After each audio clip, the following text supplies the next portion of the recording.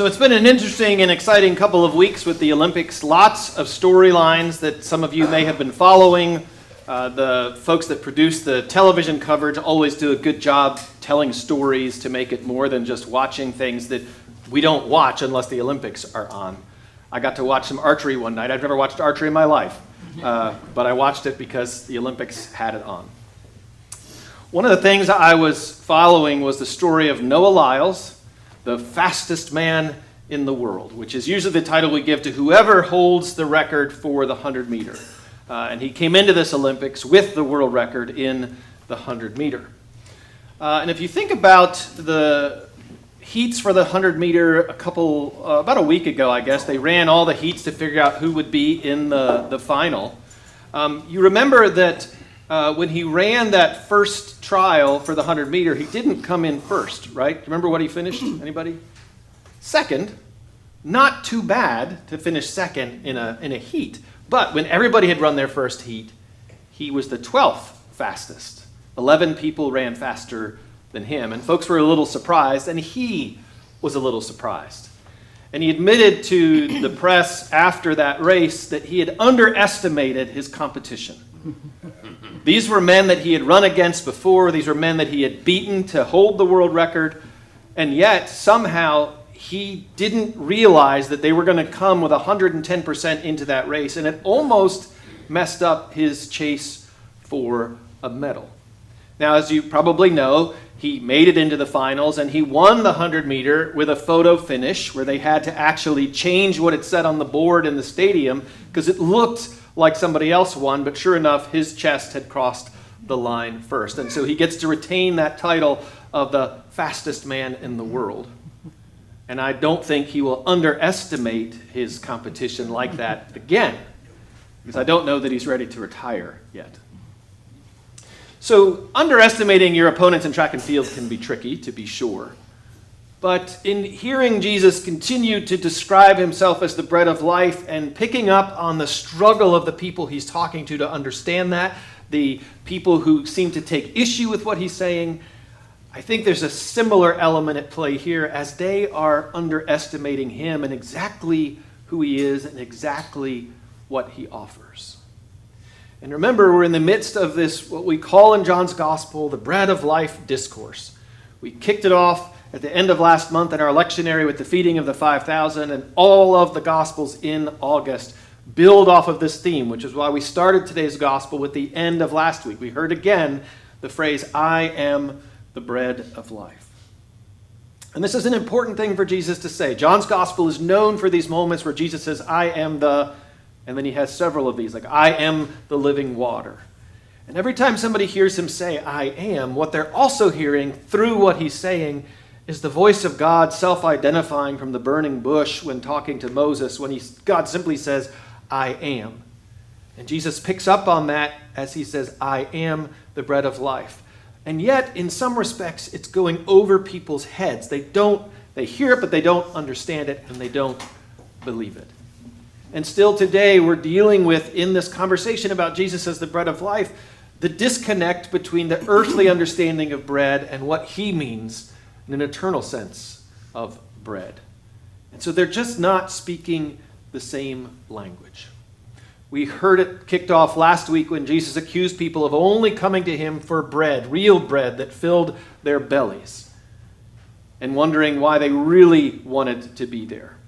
And now he's trying to take them beyond that, and they're not exactly sure they like what they're hearing.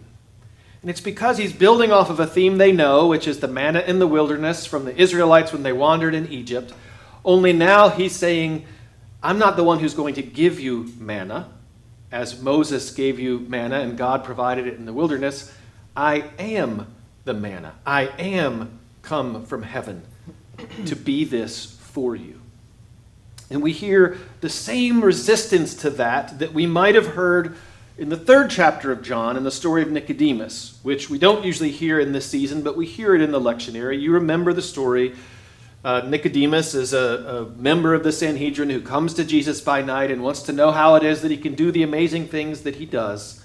And Jesus tells Nicodemus that if he wants to be a follower in that and what is going on, that he needs to be reborn of the Spirit. And Nicodemus says, how could I possibly be born again? I've already been born of my mother. I can't be born a second time. And Jesus tries to explain to Nicodemus that we're not talking about physical things, we're talking about eternal and spiritual things, and says, I have come from heaven. It's the same thing he tells Nicodemus. And now he's trying to explain it to these people. And they say, no way. We know you, we know your parents, we know your grandparents. How can you suddenly say you've come from heaven and you're this bread of life? It doesn't make sense. And they begin to grumble in the exact same way that the people grumbled to Moses when they were hungry. And the irony is they don't recognize what Jesus is offering and exactly what it can do for them. Now, we can't hold it against them, because I bet if we had a little essay contest right now for each of us to write our idea about what it means to say that Jesus is the bread of life, we would get a variety of answers, and some might even be entertaining to read in front of the church. I would never do that because I wouldn't want to share my essay, because it also might be a little bit entertaining. This is not easy theology for us, despite its centrality. And so we can very quickly get confused about what it means to say Jesus is the bread of life. Think about it as metaphor. Think about it as symbol. Think about the physicality of bread that we recall when we come to the table. To mix in what he said at the very end of the gospel today about how that bread from heaven is the flesh that he gives. And it opens up some interesting possibilities. For example, a year after Hurricane Katrina, I put together a mission trip to the Gulf Coast for a group of teenagers, and we went down, and as we typically would do, we worked with a company that runs teenage mission trips over the summer. And it's like most of them are. It's run by college students who are wonderful, helpful, they have a heart for ministry, maybe they've had some leadership in their churches, and this is their summer job. And they're usually lovely folks. They're also usually evangelical folks. Which is not a problem. It just means that when a group of Episcopalians shows up, the worship doesn't always connect well for us. They sing songs we don't know. They don't have any written anything. It's all on the screen. And some of the messages that we hear are interesting compared to our theology. And sometimes when we would be done with those worship services, we would have a little conversation, and the kids would tell me what they heard that they thought was troubling. But I was excited because they told us, and it's the only one of those camps I've been to where we had communion, but they said we're going to do communion one night. I was like, great. I was not expecting what we do. I did not have my hopes set on the same liturgy and theological understanding that we have. But I was excited that we would have that sacramental moment in the midst of our mission trip, because normally we make it a part of our week to do our own communion because it's who we are. So that night for worship, we were in the same space. The lights were still off. They had the screen. We were playing guitars. We were singing the songs. They had us seated in a big circle. And in the middle of the circle, they had an 8-foot folding table, the kind like we have, a little bit longer than ours, with the white top on it. It just sat there. And the leader talked about the bread of life from John's gospel, and then said, we're going to set up for communion as we sing this song. So we all started singing a song. Some of the other college students brought some bread in. There was a round loaf like you see sometimes at Harris Teeter, and there was a big loaf of French bread. And then they left the circle, but they came back with more bread, and they kept bringing more bread. They brought square loaves and round pieces and long pieces and some like dinner roll sized things, and they kept bringing bread. I'm like, this is a lot of bread for the number of people that we have. And then I figured out what they were doing is they started to arrange the bread on the table.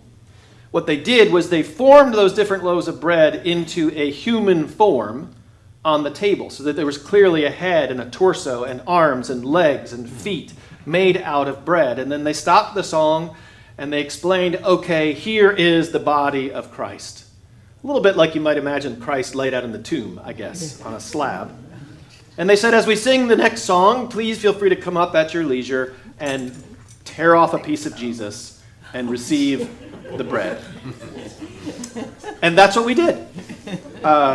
It's a little strange to tear off a part of Jesus' arm or thigh or something and eat it. And I get it. It definitely generates conversation. It's memorable. I'm sure those teenagers remember it as well as I do.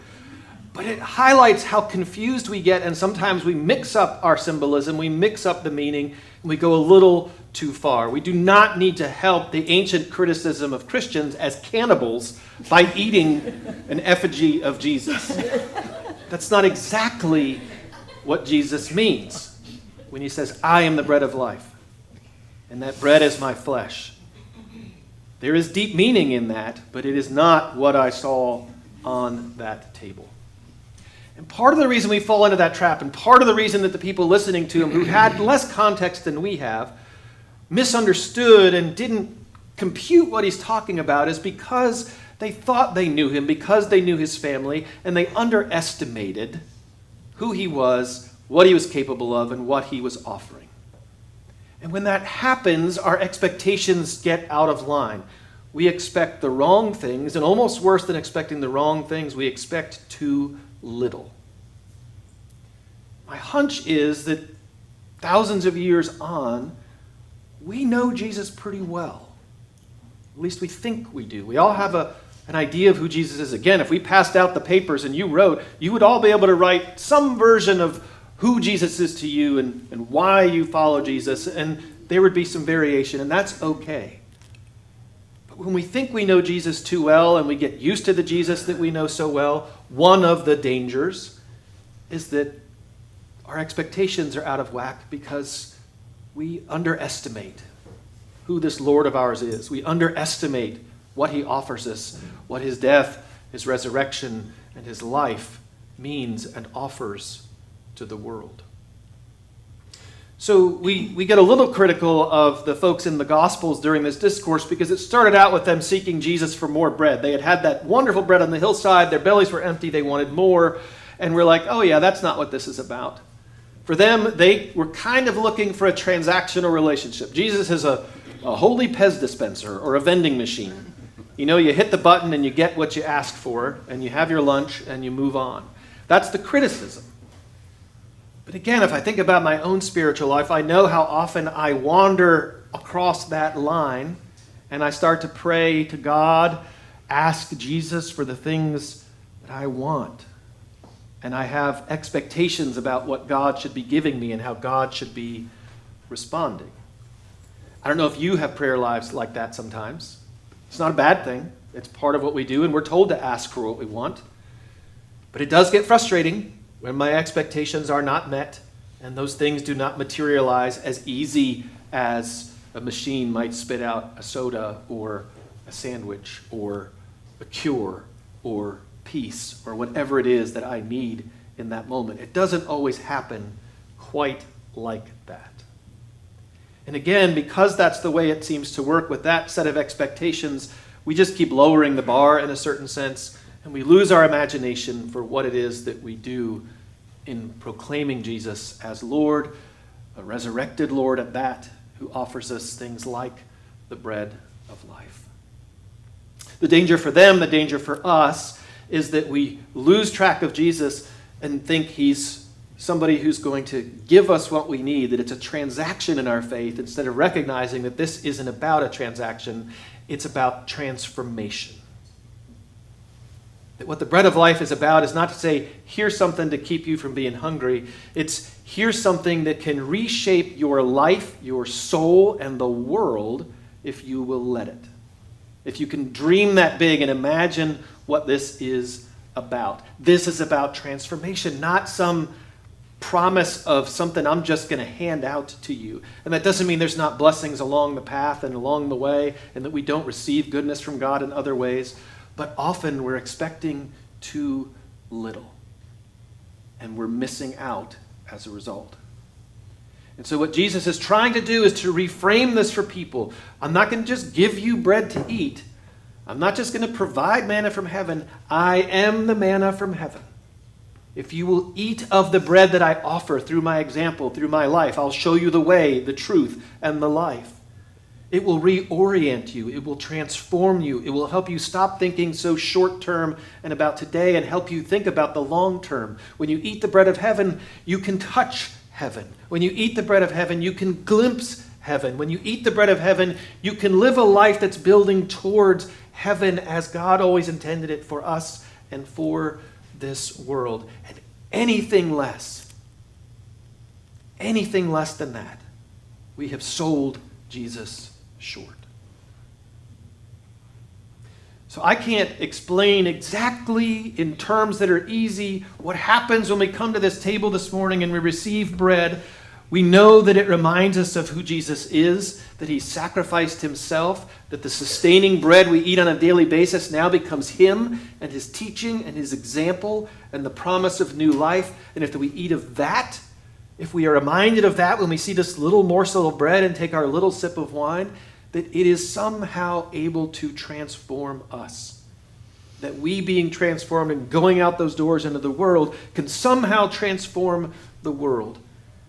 And that we realize that Jesus' discussion about the bread of life is all about identity. It's all about trust. It's all about whether they will believe that those things are true.